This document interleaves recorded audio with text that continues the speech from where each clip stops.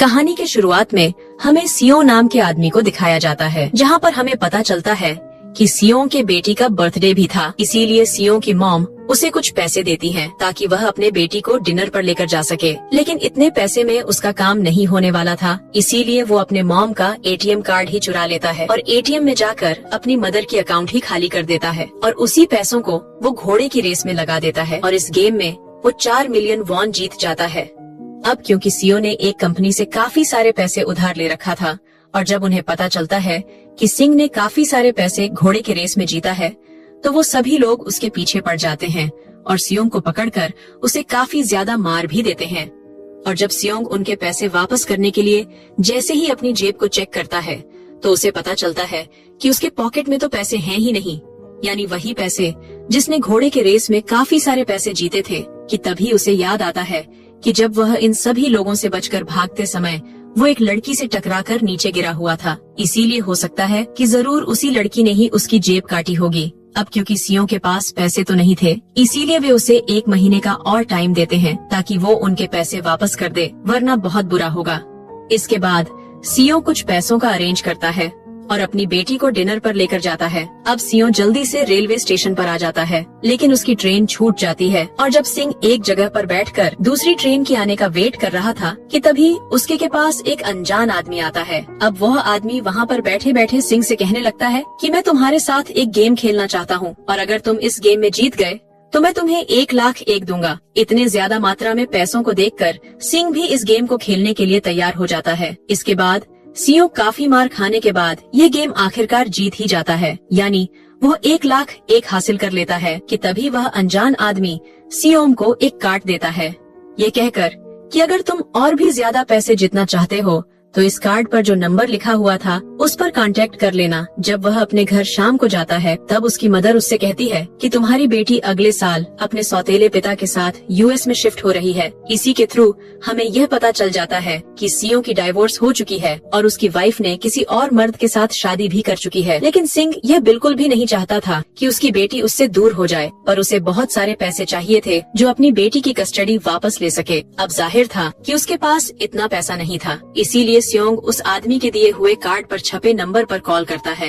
इसके बाद सियोंग को एक गाड़ी में पिक किया जाता है, जिस गाड़ी में और भी लोग थे, लेकिन उस गाड़ी में सभी लोगों को बेहोश कर दिया जाता है और जब उन सभी लोगों की आंखें लती हैं, तब वे सभी के सभी एक बड़े से हॉल के अंदर होते हैं, जिस हॉल में सभी को मिलाकर 456 लोग मौजूद थे और ये सभी के सभी एक एक प्लेयर थे, क्योंकि उस सभी लोगों को एक सेम तरह के ड्रेस भी पहनाया गया था। यहाँ पर हम इस फैसिलिटी का होस्ट को देखते हैं, जिसके चेहरे पर मास्क लगा हुआ था और वह सभी पर नजर रख रहा था। यहाँ पर सबसे कॉमन चीज ये थी कि जितने लोगों को यहाँ पर लाया गया था उस सभी ने किसी न किसी से बहुत ज्यादा कर्ज लिए थे, जिसे उस कर्ज को चुकाना नामुमकिन था। सीओ यहाँ पर प्लेयर नंबर 1 से मिलता है, जो कि एक बूढ़ा आदमी था। उस बूढ़े आदमी को ब्रेन ट्यूमर था और यही वजह थी कि वो यहाँ पर आया था, क्योंकि उसकी जिंदगी वैसे भी जल्द ही समाप्त होने वाली है। यहीं पर हम 2 प्लेयर्स, जिसमें लड़के का नाम जैंग और लड़की का नाम साइबयुक होता है, उनके बीच फाइट हो जाती है। अब यहाँ पर साइबयुक वही लड़की थी जो सियो के पैसे लेकर भाग गई थी, यानी उसी ने उसकी जेब काटी थी। सियो उसे देखते ही पहचान लेता है, इसीलिए वह अपने पैसे मांगने के लिए उसके पास जाता है कि तभी वहाँ पर कुछ गार्ड्स आ जाते हैं, जिन्होंने पिंक कलर का यूनिफॉर्म पहना था और उनके चेहरे को अच्छी तरह से ढका गया था। गार्ड उन सभी प्लेयर्स को बताते हैं कि आपको यहाँ पर टोटल 6 गेम्स खेलने होंगे और जो भी इस गेम का विनर होगा उसे काफी सारे पैसे दिए जाएंगे। जिसके बाद उन सभी से एक कॉन्ट्रैक्ट पर साइन करवा लिया जाता है और इस कॉन्ट्रैक्ट के 3 भी रूल्स थे, जिसमें पहला ये था कि कोई भी प्लेयर्स अपनी मर्जी से इस गेम को छोड़कर नहीं जा सकता और दूसरा रूल ये था कि जो भी प्लेयर्स इस गेम को खेलने से मना करेगा उसे इस गेम से एलिमिनेट कर दिया जाएगा। और उनके मुताबिक एलिमिनेट का मतलब क्या था वो सब हम आगे जानने वाले हैं। और इस गेम का तीसरा रूल ये था कि अगर मेजॉरिटी इस गेम को खेलना नहीं चाहती तो वे सभी इस गेम को छोड़कर जा सकते हैं और सभी लोगों को गेम के लिए ले जाया जाता है। यहीं पर सियो अपने क्लासमेट संगू से मिलता है, जो कि उसे बचपन से जानता था। सियो उसे देखकर काफी ज्यादा हैरान हो जाता है, क्योंकि वो तो किसी बिजनेस के लिए अपने कंट्री से बाहर चला गया था। वहाँ पर पहले गेम के लिए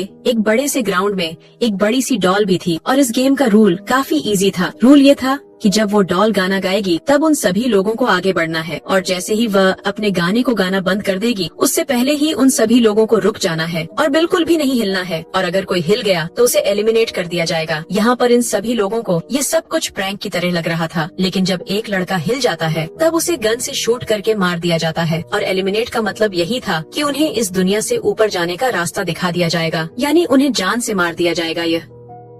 यह देखकर सारे लोग काफी ज्यादा घबरा जाते हैं और उन्हें पता चल चुका था कि अब वे सभी के सभी फंस चुके हैं। इसीलिए कुछ लोग डर कर भागने लगते हैं, और क्योंकि गेम का रूल था कि जो भी हिला तो उसे एलिमिनेट कर दिया जाएगा, इसीलिए जो भी हिलता है उसे मार दिया जाता है, और जितने भी सर्वाइवर बच गए होते हैं वह सभी किसी न किसी तरह से इस गेम को कंप्लीट कर लेते हैं। लेकिन जितने लोग मर गए होते हैं उनके डेड बॉडीज को वहाँ से ले जाया जाता है, और अब 456 प्लेयर्स में से सिर्फ 255 ही रह गए थे। अब क्योंकि वे सभी के सभी प्लेयर्स इतना ज्यादा डर गए थे कि कोई भी इस गेम को खेलने से इनकार कर देता है। लेकिन जैसा कि रूल्स नंबर 3 यह था कि अगर मेजॉरिटी चाहे तो वो गेम को यहीं पर स्किप कर सकती है, इसीलिए सामने वाला आदमी वोटिंग करवाता है। लेकिन वोटिंग कराने से पहले उन्हें प्राइस मनी को दिखाया जाता है, यानी जो विनर को मिलने वाली है। लेकिन अगर कोई इस गेम को छोड़कर चला जाएगा तो ये सारे पैसे मरे हुए प्लेयर्स के फैमिली को दे दिया जाएगा, और ये price money total 45 billion one होती है। इसके बाद वोटिंग करवाई जाती है, जिसमें मेजॉरिटी इस गेम को खेलना नहीं चाहती थी, तो इसीलिए गेम को यहीं पर स्टॉप कर दिया जाता है। लेकिन अगर आगे फ्यूचर में वह चाहे तो इस गेम में वह फिर से अपना हिस्सा जमा सकते हैं। इसके बाद सभी लोगों को उनके घरों पर छोड़ दिया जाता है। अगले दिन सीओ पुलिस स्टेशन जाकर यह सारी बात बता देता है,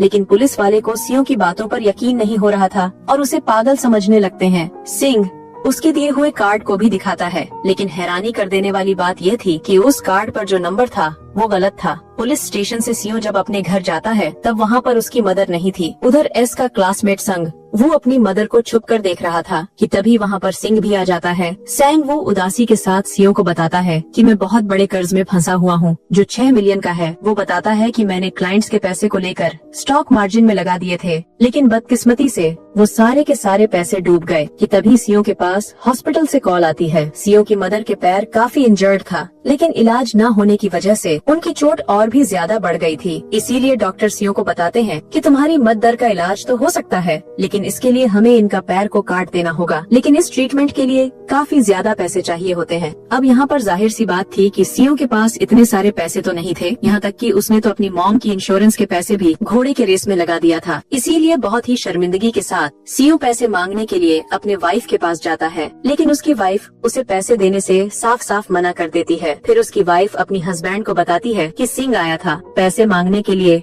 बाहर जाते समय उसका हस्बैंड सीओ को पैसे देने के लिए आता है। साथ में वो उसे ये भी कहता है कि आइंदा मेरे फैमिली से कभी भी मत मिलना, लेकिन उसे मारने लगा। तभी उसकी बेटी वहाँ पर आ जाती है। आगे सीओ का एक फ्रेंड अपने मैनेजर के पास पैसे मांगने के लिए जाता है, लेकिन उसका बॉस उसे पैसे देने से साफ साफ मना कर देता है, जिसकी वजह से उन दोनों में फाइट हो जाती है। लड़ाई करते समय उसके बॉस का हाथ उसके कंपनी की मशीन में आ जाती है और इसी का फायदा उठाकर सीओ उसके पैसे लेकर भाग जाता है। इसके बाद सीओ अपने वाइफ से कहता है कि प्लीज फ्लाइट से तुरंत घर चली जाओ। वहीं दूसरी तरफ साइबुक एक एजेंट से मिलती है, क्योंकि उसने अपनी मदर को नॉर्थ एरिया से साउथ एरिया में लाना था। साइबुक वही लड़की थी जिसने सीओ के पैसे चुराए थे, लेकिन यहाँ पर अपने मॉम को लेकर आने के लिए उसे काफी सारे पैसे चाहिए थे। हमें पता चलता है कि साइबुक का एक छोटा भाई भी था जिसने उससे वादा किया था कि मैं मॉम को जरूर वापस लाऊंगी। इसके बाद हमें एक पुलिस ऑफिसर को दिखाया जाता है। उसे पता चला था कि उसका भाई कुछ दिनों से गायब हो चुका है, इसीलिए वो अपने भाई के घर पर आया था। लेकिन यहाँ पर भी उसे पता चलता है कि पिछले कुछ दिनों से उसका भाई भी अपने घर पर भी नहीं आया। घर को चेक करने पर उसे एक कार्ड नजर आती है और इस पुलिस ऑफिसर से ठीक ऐसा ही कार्ड पुलिस स्टेशन में सीओ के पास भी देखा था, और वो तुरंत सीओ के पास जाकर उससे इसके बारे में पूछता है, लेकिन अब सीओ उसे कुछ नहीं बताता। इसके बाद सीओ को वही कार्ड दोबारा से उसके घर के दरवाजे पर लगा हुआ मिलता है। उस कार्ड को देखकर सीओ डिसाइड कर लेता है कि अब वो दोबारा से उस गेम को खेलेगा। इसीलिए सभी प्लेयर्स को एक बड़े से जहाज के पास ले जाया जाता है। वहाँ पर वह ऑफिसर भी उनकी गाड़ियों का पीछा करते हुए उस शिप तक आ जाता है।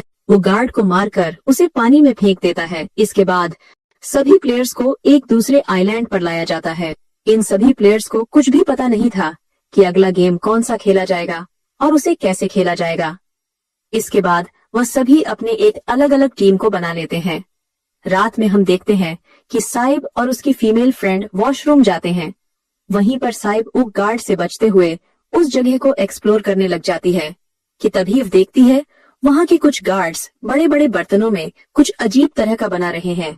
लेकिन यहाँ पर गार्ड को शक हो जाता है तो वह वॉशरूम को चेक करने के लिए आता है। इसके बाद साइब अपने फीमेल फ्रेंड को वो सारी बात बता देती है जो अभी अभी उसने देखा था। लेकिन संगू भी उन दोनों की बातें सुन लेता है, इसीलिए वो इस बारे में साइब से पूछता है, जिस पर साइब उसे बताती है कि वो बड़े बड़े बर्तनों में कुछ पका रहे थे। आगे की सीन में सभी प्लेयर्स को प्लेग्राउंड में लेकर आया जाता है, जहाँ पर उनके सामने 4 शेप नजर आती है। उन चारों शेप में से उन्हें किसी एक शेप को चूज करना था। यहाँ पर अब सव्वू को पता चल जाता है कि गेम क्या है और इसे कैसे खेला जाएगा। संगवू सियों को बताता है कि सबको अलग अलग शेप को चुनना है। इसके बाद उन सभी लोगों को एक छोटा सा बर्तन दिया जाता है जिसमें की शेप बनी होती है। गेम का रूल ये था कि सबको किसी तरह उस शेप को बचते हुए बाहर निकालना है और अगर बाहर निकालते समय किसी का भी शेप टूट गया तो वो एलिमिनेट हो जाएगा, यानी मारा जाएगा। अब यहाँ पर सेंगवू तो उस शेप को बाहर निकाल देता है, लेकिन सियो अभी भी गेम को खेल रहा था। उसकी हालत खराब होने लगी थी और घबराने भी लगा था, लेकिन वह फिर भी किसी न किसी तरह करके उस गेम को जीत जाता है और हारे हुए प्लेयर्स को वहीं पर शूट करके मार दिया जाता है। यहाँ पर अब 18 प्लेयर्स वापस आए थे, लेकिन अब उन सभी में से सिर्फ 104 ही प्लेयर्स बचे हुए थे। इसके बाद उन सभी को खाने के लिए ले जाया जाता है, लेकिन खाते समय जैंग की एक लड़के से फाइट हो जाती है, जहाँ पर जैंग उस लड़के को इतना ज्यादा मार देता है कि वो लड़का वहीं पर अपना दम तोड़ देता है। दूसरी तरफ हम देख पाते हैं कि उन सभी प्लेयर्स में से एक डॉक्टर होता है जो गार्ड के साथ मिलकर मरे हुए लोगों की ऑर्गन्स निकालकर उन्हें बेचने का काम करता है। इसीलिए जब भी डेड बॉडीज को ले जाते हैं तो वे सभी उन डेड बॉडीज को गायब कर लिया जाता है, क्योंकि ये सब कुछ एक प्लान के अकॉर्डिंग काम हो रहा था, क्योंकि ये सारा कुछ फ्रंटमैन से छुपकर हो रहा था। और यही वजह थी कि कंट्रोल रूम में अपना एक आदमी को बैठाया हुआ था जो कि उन लोगों की सारी वीडियो फुटेज डिलीट भी कर देता था। और गार्ड्स अपने काम के बदले में डॉक्टर को गेम के रूल्स बता देते थे ताकि वो अच्छे से सर्वाइव कर सके। यहाँ पर एक गार्ड उसकी प्लेयर डॉक्टर को बताता है कि आज हमने प्लेयर्स को जानबूझकर खाना कम दिया है ताकि वो आपस में लड़ने लगे, जिससे होगा ये कि सारे वीक प्लेयर्स आउट हो जाएंगे। और इसी के साथ गार्ड डॉक्टर को अपने अगली गेम के बारे में भी बता देता है। अब 60 मिनट्स के बाद वहाँ की लाइट्स बंद होने वाली थी। अब यहाँ पर संगवू को पता चल चुका था कि सियों की टीम जरूर कोई उल्टा काम करेगी, इसीलिए वह उस टीम को अपने पास बुलाकर उसे आराम से रिलैक्स रहने के लिए कहता है। उधर जो डॉक्टर प्लेयर होता है वह जैंग के टीम में शामिल हो जाता है और वह डॉक्टर जैंग को भी बता देता है कि अगला गेम कौन सा खेला जाएगा। रात में लाइट्स ऑफ होने के बाद जैंग अपनी टीम के साथ मिलकर बाकी के कमजोर प्लेयर्स को मार देता है। जैंग एक लड़की को मारकर साइब को मारने जाता है, लेकिन तभी सियो उसे बचा लेता है। इसके बाद गार्ड्स वहाँ पर आकर उन सभी को रोक लेते हैं और अब टोटल 400 ही लोग बच गए थे सरवाइव करने के लिए। इसके बाद उन सभी को तीसरी गेम के लिए ले जाया जाता है और सभी प्लेयर्स को 100 की अलग अलग टीम को बनाने के लिए कहा जाता है और वे सभी ऐसा ही करते हैं जैसा कहा गया था, अपनी अपनी टीम बना लेते हैं। अब क्योंकि जैंग को आगे की गेम पता चल चुका था कि क्या होने वाला है, इसीलिए वो साइब की फीमेल फ्रेंड को अपनी टीम से निकाल देता है और वह अपनी टीम में सिर्फ मेल को ही रखता है और सिंह भी अपनी एक टीम बना लेता है। अब क्योंकि उन्हें एक प्लेयर की जरूरत थी तो इसीलिए साइब की फीमेल फ्रेंड उनके टीम में शामिल हो जाती है। यानी ये गेम टग ऑफ वॉर का होता है, यानी उन्होंने अपने सामने वाले टीम को नीचे गिराना था। इसके बाद गेम को स्टार्ट कर दिया जाता है और जैंग की टीम बहुत ही आसानी से इस गेम को जीत जाती है। इसके बाद सव्वू की टीम की बारी आती है। उसकी ही टीम में वो बूढ़ा आदमी कहता है कि मैं ये गेम बचपन में बहुत से टग ऑफ वॉर्स खेल चुके हैं, इसीलिए वो उन सभी को गाइड करता है कि इस गेम को कैसे जीतना है और बहुत कोशिश के बाद वो लोग इस गेम को भी जीत जाते हैं। फिर दिखाया जाता है कि ठीक आधे घंटे बाद दोबारा से लाइट्स ऑफ हो जाएंगी, जिस पर सिंह उन सभी लोगों को कहता है कि इस बार रेडी रहना सब, और वो सब डिसाइड करते हैं कि हम एक एक करके पहरा देंगे। और अब जैंग की टीम में एक से बढ़कर एक चालाक प्लेयर्स मौजूद था, तो इसीलिए जैंग को डर भी था कि उसकी ही टीम उसे ही मार ना दे। दूसरी तरफ डॉक्टर और गार्ड्स मिलकर डेड बॉडीज की ऑनरगन्स निकाल रहे थे और उस ऑनरगन्स को डिलीवर करने के लिए 2 गार्ड को जाना था। वहाँ वे सभी एक डेड बॉडीज के बारे में बातें करने लगते हैं जिसकी एक ही किडनी थी और वो सभी उसे जॉम्बी कह रहे थे। अब यहाँ पर जो गार्ड नंबर 29 था, यानी जिसे उस ऑनरगन्स को डिलीवर करना था, वो कोई और नहीं बल्कि वो ऑफिसर ही था जो गार्ड का पीछा करते वक्त गार्ड का ही भेस ले लिया था। और इस बात को सुनकर सुनकर उसे शक हो जाता है कि शायद ये लोग मेरे गायब हुए भाई की बात कर रहे हैं, क्योंकि उसकी भी एक ही किडनी थी। इसके बाद वो गार्ड नंबर 24 और 29 उस ऑनरगन्स को डिलीवर करने के लिए चले जाते हैं। रास्ते में वो ऑफिसर देखता है कि टर्मिनल में तो बॉम्ब को सेट किया गया है। तब नंबर 24 उसे बताता है कि जब हम यहाँ से बाहर निकलेंगे तो इस जगह को ब्लास्ट कर दिया जाएगा। और अब यहाँ पर वो ऑफिसर नंबर 24 वाले गार्ड से और भी इंफॉर्मेशन लेने के लिए कोशिश करता है। उसकी बात को सुनकर अब नंबर 24 को उस पर डाउट होने लग जाता है, इसीलिए वो उस ऑफिसर को अपना फेस दिखाने के लिए कहता है। वो ऑफिसर अपना फेस तो दिखा देता है, लेकिन साथ में वो उस पर गन भी पॉइंट कर देता है। और इसी के साथ वो ऑफिसर उसे एक किडनी वाले आदमी के बारे में भी पूछता है कि वो कौन है जिसे तुम लोगों ने जॉम्बी कहते थे, जिस पर वो 24 नंबर वाला आदमी कहता है कि वो तो एक लड़की थी। और वो ये भी कहता है कि तुम लीडर के रूम में जाकर सारे इन्फॉर्मेशन देख सकते हो, वहाँ पर सबका डाटा मौजूद है। ये जानने के बाद वो ऑफिसर 28 नंबर वाले गार्ड को वहीं पर मार देता है। दूसरी तरफ वो डॉक्टर गार्ड से अगली गेम के बारे में पूछता है, लेकिन इस बार गार्ड को भी अगली गेम के बारे में कुछ भी पता नहीं था। इसीलिए डॉक्टर को बहुत ज्यादा गुस्सा आ जाता है और वो एक गार्ड को पकड़ लेता है, जिसकी वजह से इनमें फाइट हो जाती है। इसी दौरान वो डॉक्टर उस गार्ड को मारकर वहाँ से भाग जाता है। एक दूसरा गार्ड डॉक्टर का पीछा करता है, जो दोनों एक प्लेग्राउंड में आ जाते हैं। यहाँ पर गार्ड डॉक्टर को अपनी बातों में फंसाकर उसे मारने वाला था, लेकिन तभी लीडर यानी फ्रंटमैन उस गार्ड को मार देता है और बाद में उस डॉक्टर को भी मार देता है। साथ में इन्हें वहाँ पर 24 नंबर वाले गार्ड की डेड बॉडीज भी मिल जाती है, जिससे इन्हें यह तो पता चल चुका था कि यहाँ पर यानी फैसिलिटी में कोई गुस्सा हुआ है। उधर वो ऑफिसर लीडर यानी फ्रंटमैन के रूम तक चल गया था। जब वो उस रूम को चेक करते करते एक ऐसे रूम में चला जाता है जहाँ पर सभी के रिकॉर्ड्स रखे गए थे। और जब वो ऑफिसर जब सब कुछ चेक कर रहा था, तभी उसे सभी विनर्स की एक लिस्ट मिलती है, जिसमें उसके भाई का भी नाम था, यानी वो भी कभी इस गेम को जीता हुआ था। उधर सभी प्लेयर्स को चौथे गेम खेलने के लिए लेकर जाया जाता है। उसी समय उन सभी लोगों को अपनी अपनी एक पार्टनर चुनने के लिए कहा जाता है और वह सभी प्लेयर्स उनकी बातों को मानकर अपना अपना पार्टनर चुन लेते हैं। साइबोर्ग की फीमेल फ्रेंड भी अपना पार्टनर ढूंढने की कोशिश करती है, लेकिन कोई भी उसका पार्टनर बनने को तैयार ही नहीं था। अब अगले गेम को खेलने के लिए सभी प्लेयर्स को 10-10 कंचे यानी मार्बल्स दिए जाते हैं। दरअसल इस गेम का रूल यह था कि एक प्लेयर को अपने सामने वाले प्लेयर से सारे मार्बल्स को जीतने थे बगैर कोई जोर जबरदस्ती के, और जो दूसरा प्लेयर्स होगा यानी जिसके पास एक भी कंचे नहीं होंगे तो उन्हें एलिमिनेट यानी मार दिया जाएगा। यहाँ पर संगवू और जोंग का फ्रेंड ऑन अनइवन का गेम खेलते हैं, जिसमें उन्हें गेस करना था कि सामने वाले के हाथ में कितने मार्बल्स हैं। अब यहाँ पर जोंग का फ्रेंड सांगवू का सारे कंचे को जीत लिया था और अब सवू के पास एक ही मार्बल्स बचे हुए थे। अब क्योंकि उसे पूरी तरह से पता चल चुका था कि अब वो बचने वाला नहीं है, इसीलिए वह सियों की फ्रेंड को अपनी बातों में फंसाकर उसे यह यकीन दिलाता है कि हम में से किसी ने भी हार गया तो हारे हुए लोगों का मैच दोबारा से करवाया जाएगा। और अब यहाँ पर संगवू धोखे से सियोम के दोस्त के सारे मार्बल्स चेंज कर देता है। इसके बाद संगवू मार्बल्स लेकर गार्ड को दे देता है और वहाँ से चला जाता है। और जब सियोन का दोस्त जब अपना मार्बल्स यानी कंचे को चेक करता है, तब वहाँ पर पत्थर होते हैं। उधर प्लेयर नंबर 1 यानी उस बूढ़े आदमी की हालत खराब हो रही थी, इसीलिए वह बस इधर उधर घूम रहा था, लेकिन सियोंग किसी तरह उसे खेलने के लिए मना लेता है। यहाँ पर वह दोनों यानी सियोंग और वह बूढ़ा आदमी भी ऑन द ऑड और इवन ही गेम खेलते हैं। बूढ़ा आदमी भूल जाता है कि उसने क्या चूज किया था, क्योंकि वो बूढ़ा आदमी काफी होशियार था। उसने एक मार्बल अपने पास ही रखा हुआ था और वो दोबारा से इधर उधर घूमना शुरू कर देता है।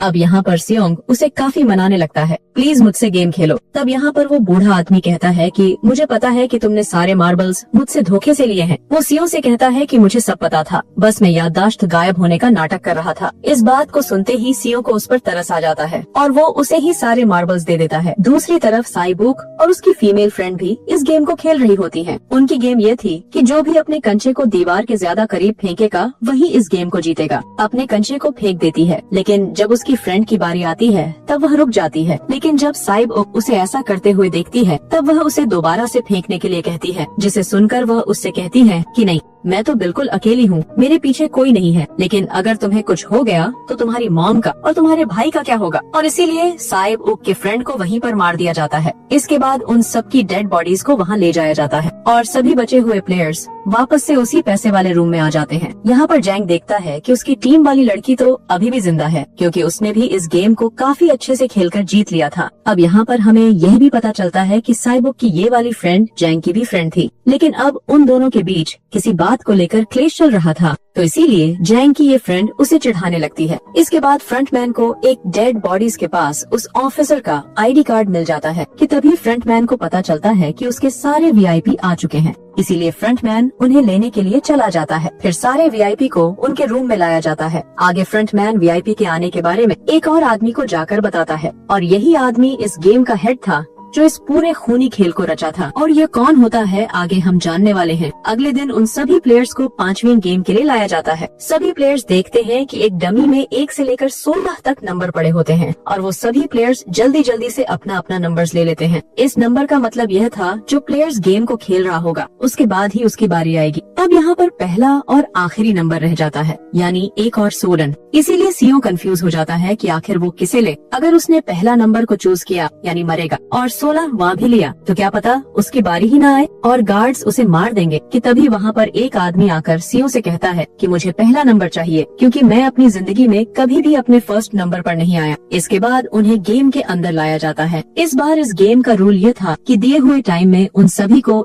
एक एक करके एक ब्रिज से दूसरे ब्रिज तक जाना है। इस बार इस गेम का रूल यह था टाइम में उन सभी को एक एक करके एक ब्रिज से दूसरे ब्रिज तक जाना है। लेकिन उनके बीच में 2 तरह के ग्लास लगे हुए थे। एक होता है आर्म ग्लास, जो कि दूसरा टेम्पर्ड ग्लास था। आर्म ग्लास पर पैर रखते ही वो ग्लास टूट जाएगा और जाने वाला प्लेयर नीचे गिरकर मारा जाएगा। इसके बाद गेम को स्टार्ट कर दिया जाता है और वो सभी एक एक करके मरना स्टार्ट हो जाते हैं। कुछ समय के बाद एक समय ऐसा आता है जब जैंग सबके सामने होता है और वह आगे ही नहीं बढ़ रहा था। अब उनके पास एक ही रास्ता था, या तो आगे बढ़े या फिर सारे के सारे यहीं पर मारे जाए। कि तभी जैंग के सामने उसकी वही फ्रेंड आ जाती है जो उसे चिढ़ा रही थी, और वो जैंग को कहती है कि मैंने कहा था ना कि जिस दिन तुमने मुझे धोखा दिया तो मैं तुम्हें मार दूंगी। इसके बाद वो जैंग को पकड़कर उसे लेकर सीधा नीचे कूद जाती है, जिसकी वजह से उन दोनों की वहीं पर मौत हो जाती है। अब वहाँ पर एक आदमी था जो एक ग्लास कंपनी में काम करता था और उसे पता था कि टेम्पर्ड ग्लास कौन सा है। लेकिन जब फ्रंटमैन को इस बात की भनक लग जाती है तो वो वहाँ की लाइट्स को बंद करवा देता है ताकि वो ग्लास को पहचान ही ना सके।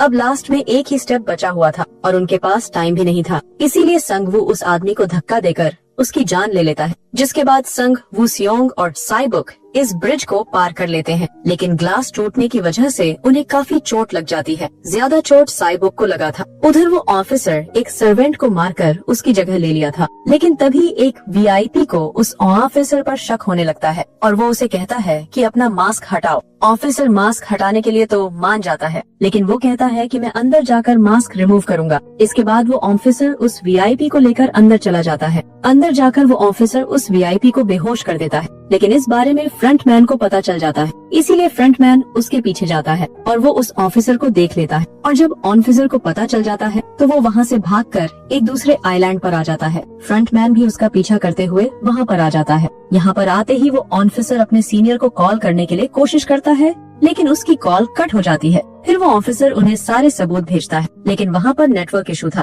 इसके बाद फ्रंटमैन ऑफिसर को पकड़ लेता है और उसे अपने साथ चलने के लिए कहता है, लेकिन ऑफिसर उस फ्रंटमैन पर गोली चला देता है। इसके बाद फ्रंटमैन अपना मास्क उतार देता है, जिसके बाद ऑफिसर को पता चलता है कि यह कोई और नहीं बल्कि वह तो उसका भाई ही है, जो कुछ दिन पहले गायब हो चुका था और जिसे वह ढूंढते हुए यहाँ पर आया था। इसके बाद ऑफिसर का भाई यानी कि फ्रंटमैन उसे शूट कर देता है और वह जाकर सीधा नीचे समुद्र में गिरता है। दूसरी तरफ ग्लास लगने की वजह से साइबाई काफी इंजर्ड हो चुकी थी और उसका बहुत ज्यादा ही ब्लीडिंग हो रहा था। इसके बाद तीनों सर्वाइवर्स को डिनर के लिए लाया जाता है और उनके पास एक एक चाकू भी रख दिया जाता है। मतलब आज रात उन तीनों में से कोई भी एक दूसरे को मार देगा। कि तभी सीओ देखता है कि साइबुक की हालत काफी खराब हो चुकी है। इसीलिए वो साइबुक को कहता है कि परेशान मत हो, हम दोनों साथ में हैं और इस गेम में हम दोनों ने मिलकर संग वू को हरा देंगे। इसके बाद हम दोनों यहाँ से बाहर जाकर पैसे को आधा आधा बांट लेंगे। आइबा सीओ से कहने लगती है कि मेरा एक छोटा भाई है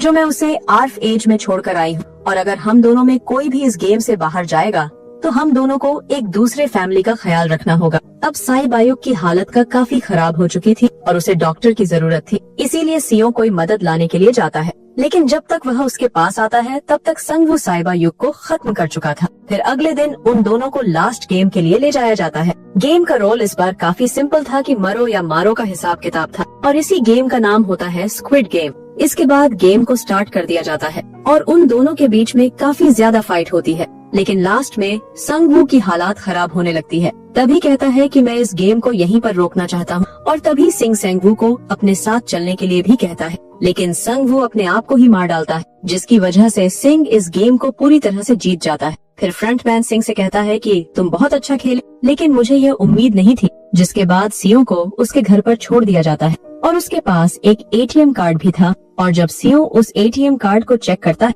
तो वो देखता है कि सारे पैसे उसके अकाउंट में भेज दिए जाते हैं। इसके बाद सिंह अपने घर जाता है, लेकिन तब तक उसकी मॉम मर चुकी होती है। आगे हमें 1 साल बाद का सीन को दिखाया जाता है, जहाँ पर हम देखते हैं सियों की अब हालत काफी खराब हो चुकी है, यानी वो अब काफी नशा करने लग गया है और उसने अभी तक उन पैसों को हाथ तक नहीं लगाया था। एक दिन फूल बेचने वाली औरत उसके पास आती है। वो उसे बिल्कुल वैसा ही कार्ड देती है जिसमें एक एड्रेस लिखा हुआ था। जिसके बाद सिंह उसी एड्रेस पर चला जाता है, जहाँ पर पता चलता है कि यह सारा खेल को रचा गया किसी और का नहीं, बल्कि उस बूढ़े यानी प्लेयर नंबर 1 का था, और वो अभी भी जिंदा है। यहाँ पर वो बूढ़ा आदमी सियों को बताता है कि मैं अपनी लाइफ से बोर हो चुका था और ये सारे गेम को मैंने अपने क्लाइंट के साथ मिलकर बनाई ताकि मैं लोगों को मरता हुआ देखकर एंजॉय कर सकूं। लेकिन हमने किसी को भी मजबूर नहीं किया था ऐसा करने के लिए, और मैंने उस गेम में पार्टिसिपेट किया क्योंकि गेम को देखने में नहीं बल्कि उसे खेलने में मजा आता है। और ये कहते ही उस बूढ़े आदमी की मौत हो जाती है। इसके बाद सियो साहिब के छोटे भाई के पास जाता है और उसे वो लेकर जाता है संग वू के मदर के पास, जो कि उसकी देखभाल कर सके। और वो सेंग वू की मॉम से कहता है कि प्लीज इस बच्चे का ख्याल रखना। साथ में वो उसे एक बैग भी देता है जिसमें बहुत सारे पैसे होते हैं। इसके बाद सियो स्टेशन पर जाता है कि तभी उसे वहाँ पर वही आदमी दिखाई देता है जिसे वो सिंह से पहली बार मिला था। यहाँ पर सिंह उसका पीछा भी करता है, लेकिन तब तक वो भाग चुका था। फिर सिंह उस कार्ड वाले नंबर पर कॉल करता है और वो पूछता है कि तुम लोग कौन हो और लोग के साथ ऐसा क्यों कर रहे हो, आखिर लोगों की जिंदगी से क्यों खेल रहे हो। लेकिन उधर से जवाब ये था